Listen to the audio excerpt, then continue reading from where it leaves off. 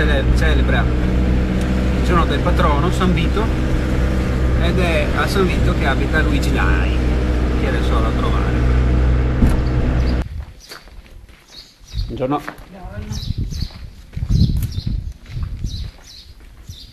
Eccolo lì, Accademia delle Launeddas, Luigi Lai Maistù.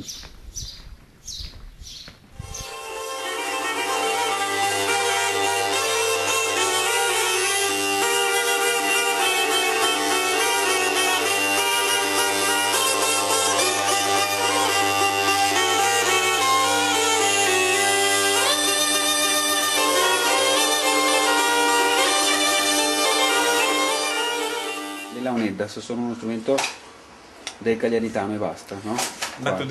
Una volta credo che fossero diffuse in tutta la Sardegna. Sono rimasti qui nel Campinano di Cagliari sicuramente, o forse per il fatto climatico anche, oppure per il fatto di carattere, perché il campinanese è molto più flemmatico del nuorese o del sassarese, noi siamo più calmi. E perché per suonare questi strumenti bisogna avere molta calma, molta pazienza, e abbiamo avuto pazienza e ce le abbiamo ancora.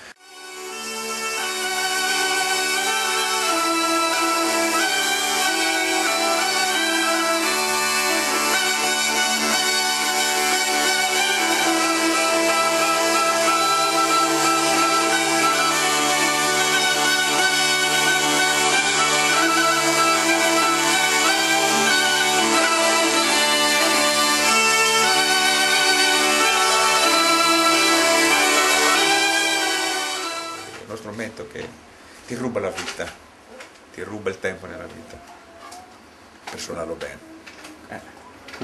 Come ogni strumento, penso, se si vuole farlo bene. Come tutti gli strumenti, che se li vuoi suonare bene devi dedicarci la vita, se no...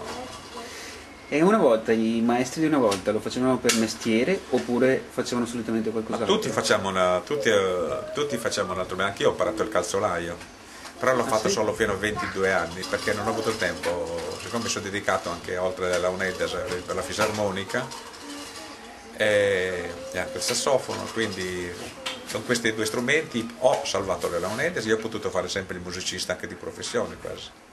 E un tempo? Un tempo erano calzolai, suonavano e poi non si potevano spostare come oggi. C'avevano i paesi vicini perché o andavano con la bicicletta o col cavallo o a piedi addirittura. Oggi si può spostare con l'aereo, vai a Berlino, ti fa il concerto, domani si torna indietro.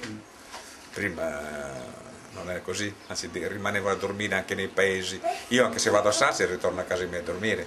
Loro se andavano magari a 28 km dormivano lì perché non c'erano i mezzi, non avevano mezzi. Poi ho visto che nel nuorese ci sono adesso molti ragazzi che magari si trovano anche durante le ricreazioni a scuola oppure nella fermata dell'autobus a cantare a tenore. Sì. Qua succede con le... No, il tenore non è neanche con le le Launeddas. Non con tenore, con le Launeddas. No, le Launeddas no. Sono stato un po', uno strumento stato un po' riservato, non è diverso. Comunque quando ero ragazzino si usciva la sera per fare le serenate un po' alle ragazze così, e allora cantavano e accompagnavano con le Launeddas, ma io parlo da mezzo secolo fa, anche di più. Adesso sono totalmente scomparse queste cose.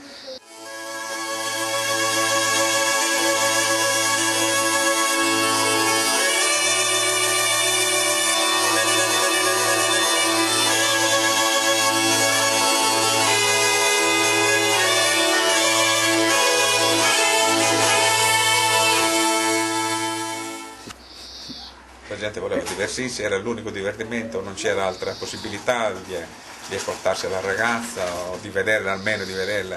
Invece quando si socializzava nelle piazze, e quindi poi il suonatore suonava e magari ci scappava anche il ballo, si sapeva ballare. Che tutti mi hanno detto che sapevano ballare una volta. Erano molte, se volevi dare la mano alla ragazza dovevi saper ballare, se no non c'era altra... Dovevi fare una lettera raccomandata ai genitori, dici vorrei la mano della figlia. E il suonatore cosa faceva? No, il suonatore forse era un po' più fortunato. Ah sì? Perché suonava, aveva la possibilità anche di ballare. E quando come? suonava l'altro. Suonava l'altro. Perché ce n'è sempre qualche altro, quindi poi pian piano si impara anche a ballare, ma ballavano un po' tutti. Tra l'altro il suonatore era il leader della festa, no? Perché essendocene Sì. pochi, come dicevamo prima, vuol Sì, dire il che suonatore l'aspettavano, ma è una cosa. E appunto era il teatro. Con il suonatore si poteva far festa, si poteva ballare.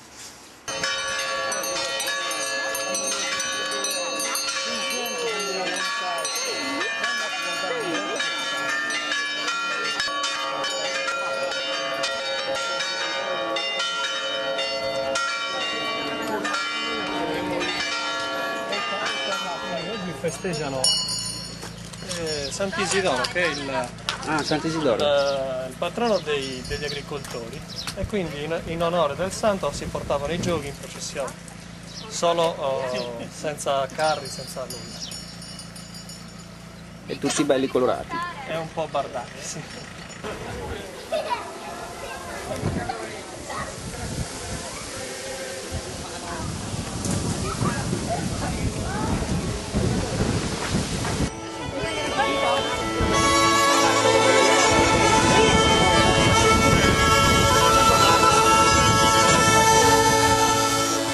Cosa suonate oggi? Suoniamo accompagnamenti religiosi, accompagnamenti processionali. Faremo per tutta la processione questi accompagnamenti che intervallati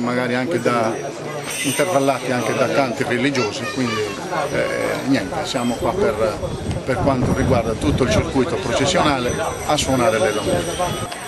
No, io e lui siamo stati, ce lo possiamo dire a voce alta, sì, che siamo stati i primi due ragazzi di Vigilai. I due allievi? Del maestro Sì, Vigilai, sì. Anticamente la festa tradizionale di San Vito era accompagnata da circa 300 giochi di buoi, 300.